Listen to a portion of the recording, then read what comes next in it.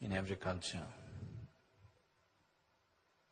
Anything beyond the normal perception of life, anything beyond the normal day-to-day happenings means it's an opportunity to ask and receive things which are not normally available to people. The Santa Claus of the West, who is bag full of gifts, or the traditional 3 boons of India. Whenever God appears, he offers you 3 boons. You can ask him what you want.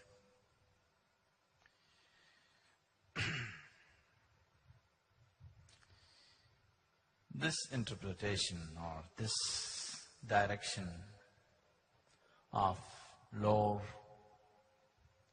and stories that have…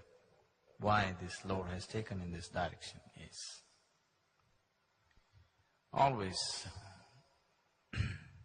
in the world, a large population of the world is always deprived. Always it's been so. A large population in the world is always deprived of many things that they would aspire to have. Or I would say almost everybody is deprived of what they want to have. If they have this, they don't have that. If they have that, they don't have this. So, almost everyone is deprived of something or the other. So if a new possibility arises, the first thing is to ask. And if anybody is of any worth, he's supposed to give. I know there are various people, there are various prayers and lamentations of the so-called devotees where they are swearing by the God and saying, if you cannot even give this, what kind of a God are you? If you cannot even do this, what kind of a guru are you? Where is your compassion? In the Shaiva lore, Shiva narrates many stories and incidents to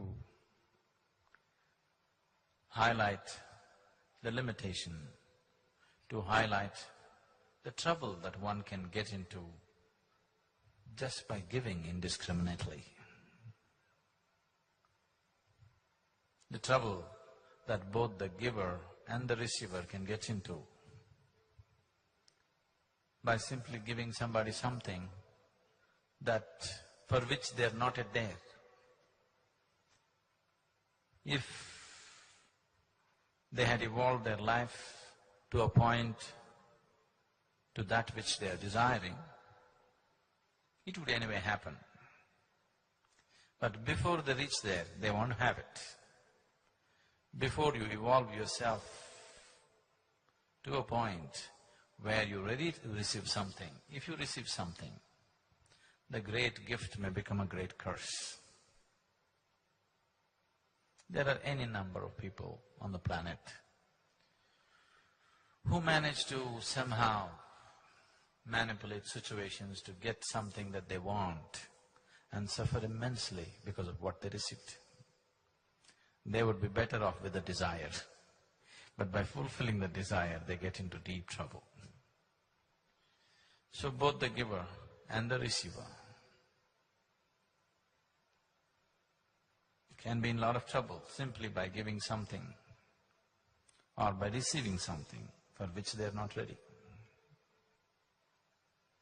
Many times human beings, once they attain to a certain level of attainment,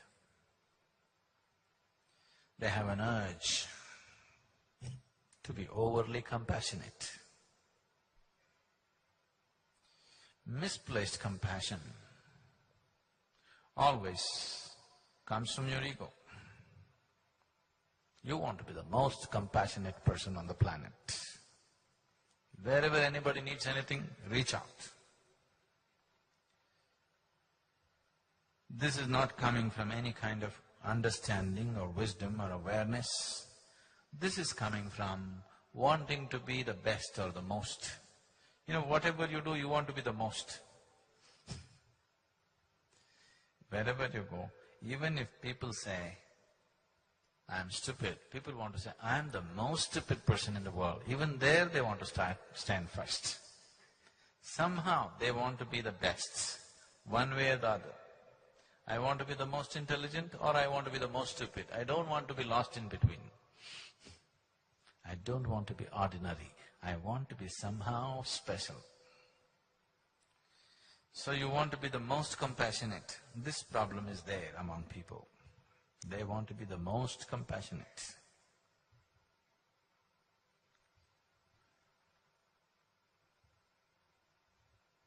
True compassion is not about giving or taking.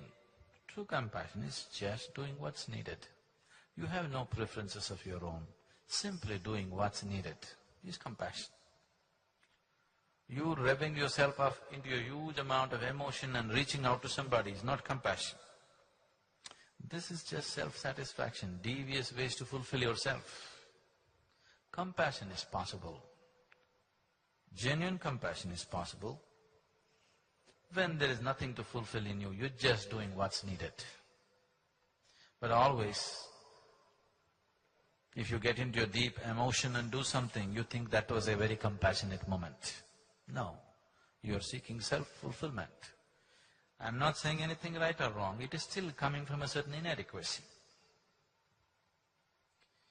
So one overly compassionate sage who was indiscriminately disposing of people's needs because of his austerities, he had attained to a certain capability and he was giving it away. So one day Shiva called him and tried to advise him. See, this is not good. The way you are dispensing gifts and boons to other people, this will not bring well-being to you or to the people whom you give. It may bring you much trouble, it may bring him much trouble, or both of you much trouble. So, stop giving these boons. People come and ask, it's okay, you don't have to give. Parvati, Shiva's wife, who was sitting there, she said, oh my Lord, how is this possible? As it is, there are very few givers in the world. As it is, there are very few people who are willing to give anything in the world. And a few men who are giving, you are trying to restrain them also. What is the point? At least a few men who are willing to give, let them give. You must explain this to me. This is not fair. There are very few givers. That also you want to discount and make it much smaller? Then Shiva said, see, this is not about depriving people of something.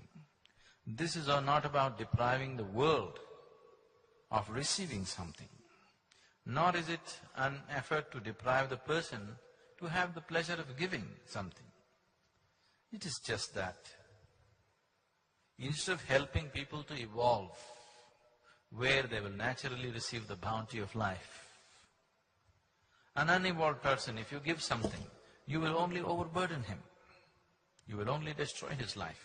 If you're concerned about somebody's ultimate well-being, you must put him through the painstaking process of evolving him to a higher possibility where he will receive higher dimensions of life, where receiving just happens to him because he deserves it.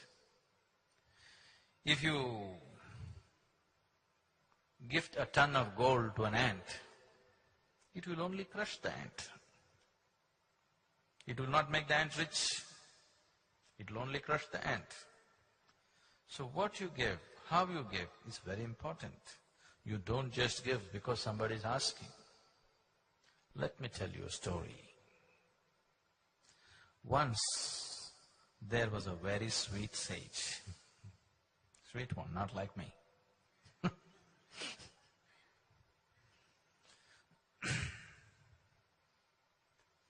And he sat in his cave in the mountain and was into very stringent austerities, eating simple food, always focused on his sadhana. One day a king came hunting in the forest, then he found this cave, came inside and saw the sage totally absorbed in his meditation. He bowed down to him and he was thirsty, he wanted to drink water. He looked around, there he found a real mean-looking vessel, all, a real mean-looking vessel. We don't have such a thing in ashram. We dispose of the mean-looking ones, whether they're vessels or people or whatever.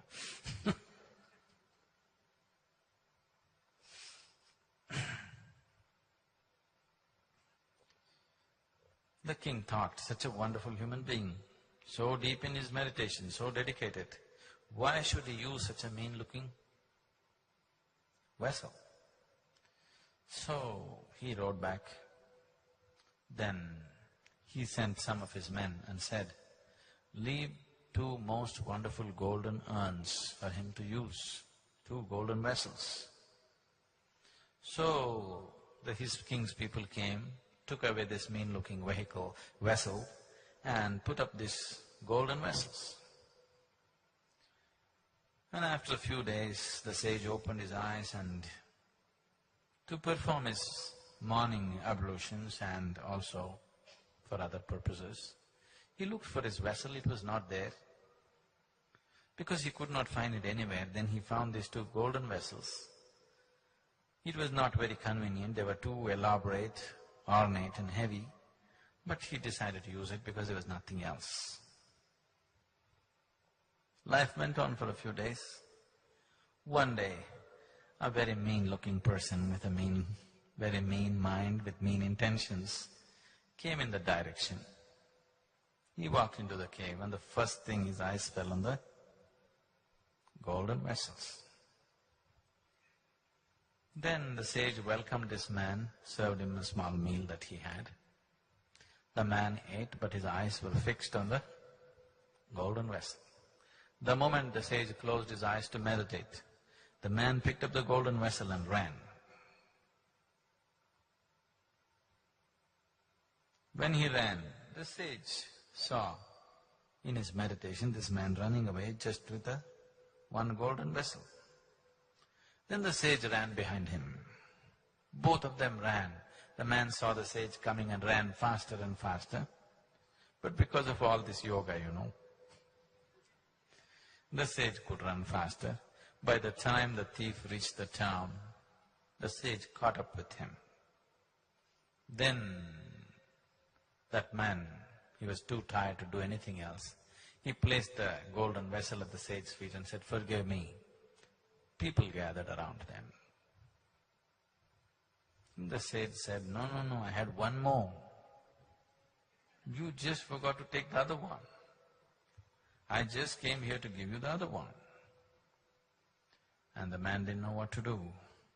And the people who looked at this whole scene really humiliated the man, because he stole from such a man who is running behind him to give him the other vessel that he missed out. The sage went back. He went back and he started looking for his old vessel. He searched the whole cave everywhere, here, there. In the process of turning everything around, he pulled out a few baby mice who were there, and also the mother mice. When he turned everything around, these baby mice fell out. The mother mouse, terrified, ran away, abandoning the children. So the sage ended up with 5 little mice. The mother was terrified, never came back. So he started feeding these baby mice with little grain that he had, and they were slowly putting on weight.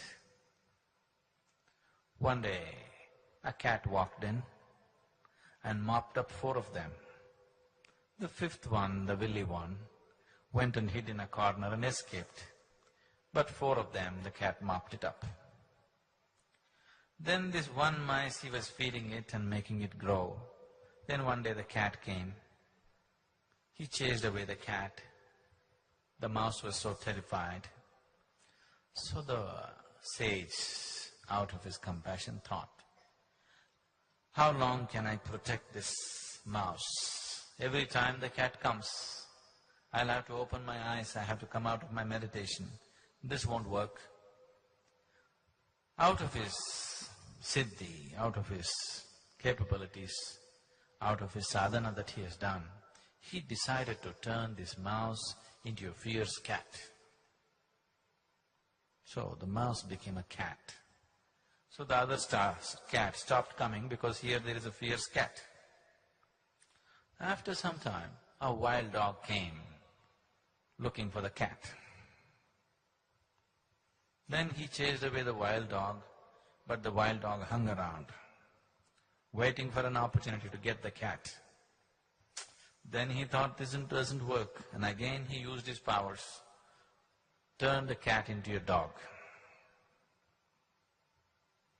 Then the dog was fine for some time, and the dog likes to roam around. One day he came running into the cave with a tail in between his legs. When the sage saw a panther was chasing the dog, he stopped the panther, chased away the panther. Then he sat there and thought, this is getting too troublesome.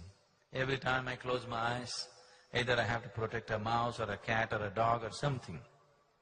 So he decided the best thing is to turn this into a lion. He'll be the king of the jungle. Then I can turn him loose in the forest, he will be safe. I will have no problems. So he turned this dog into a big lion. Now the lion roamed about the forest. When he walked, every other animal ran away seeing the lion. But though this was the body of a lion, it still had the heart of a mouse. He was feeling very diffident. If they come to know that I am just a mouse, what will they do to me? He was always going through the struggle. You know, many people are going through this. They are in the society, in the world, they are like lions, but inside they are like mice. They are constantly struggling within themselves, always. Whenever a person is placed in a situation which is beyond his writ or want, then that person will suffer so much insecurity and fear. Because of this fear, in his mind, so many evil thoughts will arise. This happens every other day in the world. All the time it's happening. It happens here also in the ashram. If you give somebody which is beyond their want, if you give somebody which is beyond their capabilities, if you give somebody beyond what they deserve, suddenly they become so mean-minded because somewhere inside they are small, they have to put on the big act. Now they will start thinking all kinds of nonsense. So this lion was feeling very insecure. He is a lion as far as the world is concerned. Everybody is afraid of him, but within himself he is a mouse. Then he thought, the only other person who knows that I am a mouse is the sage. If I finish him off, nobody will know that I am a mouse. I will be a real lion. With this intention, he walked into the cave. The sage was sitting and meditating. The lion slowly approached him, because if the lion finishes off the sage, nobody in the world will know that this is a mouse. As he came closer, the sage realized. Then he looked at the lion and said, this was not right of me to turn a mouse into a lion. And he turned the lion back into a mouse and said, get out of here, fend for your own life. It is nature for a cat to eat a mouse, for a dog to eat a cat, for a bigger animal to eat the dog. It is natural, unless they evolve to that position. If you give them that position, they will only suffer, and they will bring suffering upon everybody. So Shiva went on with the story, and he went further. I will stop here. Now, this traditional, what to say, temptation that they have created in people. If you ever see a holy person, if you ever see a sage or a saint, first thing is ask for what you want, it will happen. I am telling you, never ask, because if he is wise, he will not give. But sometimes he is just in a state where he says, okay. If he says, okay, you're in trouble, because you will get something that you're not ready for. If you get things that you're not ready for, life doesn't become better. Life only becomes turmoil in so many ways. So when you sit in a certain space, when you sit in a certain energy, if you notice a certain person or a place is creating a certain level of energy, it seems to be a little bigger possibility than what you are. That is a time when you don't think of anything, when you don't ask for anything, you simply sit. If you simply sit, you will get the necessary nutrient to evolve very fast, to mutate from one dimension to another. Once you grow into a certain possibility, everything that is possible in that dimension will anyway happen to you. If you do not grow into that possibility, but just aspire for that, then you're just bringing heaps of trouble upon yourself. So meditation, temple, dhyana linga, or sitting with the Guru is not a time to ask. It is a time to imbibe and allow this one to evolve into a higher possibility, so that if it evolves, what has to happen to it will anyway happen. Sadhguru, I feel that there's a very fine line between being trustful and being naive. How can I manage this? Which one are you?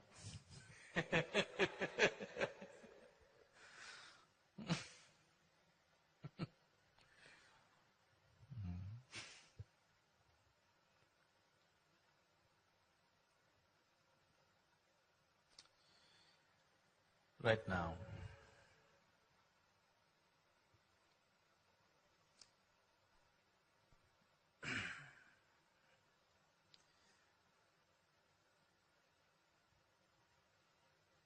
a month ago I was in Hyderabad.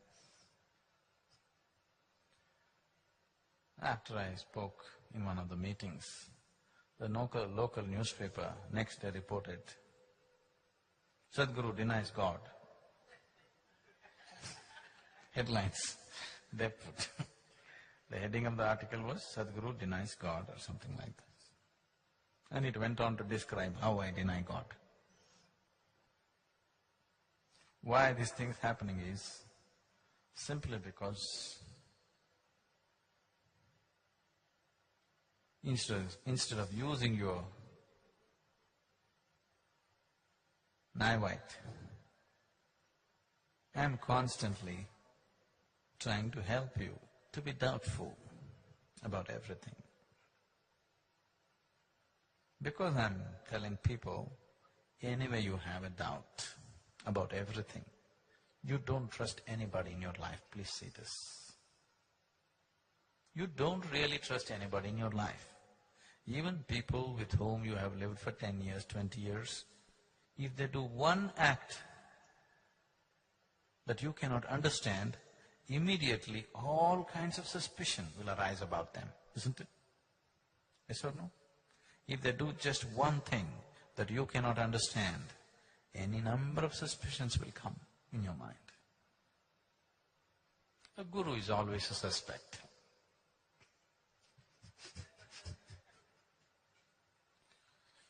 So naturally there are more suspicions about him than anybody else. Unfortunately, that's the reality. That is why the possibility which is so close is so far away. So I'm not asking you to be trustful. I'm always asking you to doubt. Doubt is fine with me, but suspicion is a sickness. Doubt means you're looking as to what is the truth. Suspicion means you made a conclusion about it. Doubt means you don't know, you're looking. That is a good state to be. You're looking constantly. Naive means you're suspicious and constantly wondering, is the other person much smarter than me? And still taking me for a ride in spite of all my suspicions? These people think they are naive. They are actually suspicious. But they're constantly wondering that the other person may be so much smarter than them and still taking them for a ride. Isn't it so? There is no really naive person in the world. There are suspicious people who are dumb. Dumb and suspicious. Suspicion is not intelligence. In fact, the lower the level of your intelligence, more suspicious you are in your nature. Somebody who's intelligent naturally trusts people around him, at least in the day-to-day affairs. People who have a small mind are suspicious about everybody around them. Have you noticed this? The less intelligent they are, the more suspicious they are always. Because they can't figure out one thing from the other. They're constantly afraid that somebody will misuse them. They're constantly fear that somebody is going to take them for a ride. So they will be very suspicious, but they're clueless. So they call themselves naive. They're not naive. They're suspicious, but with the brains of a caterpillar. Now, the question is, how do I know whether I'm being taken for a ride or not? Let's come directly to it. Isn't it? That's a question, isn't it? Let me tell you, you are being taken for a ride. Because you are still not yet in that stage where I can either expose or impose or even tell you what it is about. It is like, I don't know if you've seen, but you come from an Asian family, you might have seen. In India especially, mothers have a whole technology as to how to stuff the child with more food than he would normally eat. You know? You know this technology? Now, they will take so much rice and whatever in the plate. The child says, no, this is too much, I'm not going to eat that. So, okay, you eat one half of it. This half, as the child begins to eat, they'll mix everything together again. Let's say the child has eaten half of this half. Then they'll mix this thing together and then again make it… Child says, no, it's too much. So again make it half. Okay, only half I'll give you. Again make it half. Like this they will go on doing. And in the end, showing Kakama, Govama, Chandamama, this one, that one, you know, all kinds of distractions. And unknowingly the child will eat up the whole plate full of rice. Definitely the mother is taking the child for a ride, isn't it? Yes? Similarly, the Guru is also constantly taking his disciples or devotees for a ride. Because if you really tell them what they're supposed to swallow, they will just say, this is impossible, and they will run away. So, because you like everything in installments, I'm taking you for a ride in installments. But it'll never happen in installments. It is whole or nothing. But your willingness comes in installments. Do you see, the first day you arrived at the introductory, what level of willingness you were, and today what level of willingness you are? Slowly we have taken you for a ride, isn't it? Making you little more willing, little more willing, little more willing. The way I am talking to you today, if I had spoken to you on that day, you would have left, never to see my face again. Isn't it so? So we are taking you for a ride.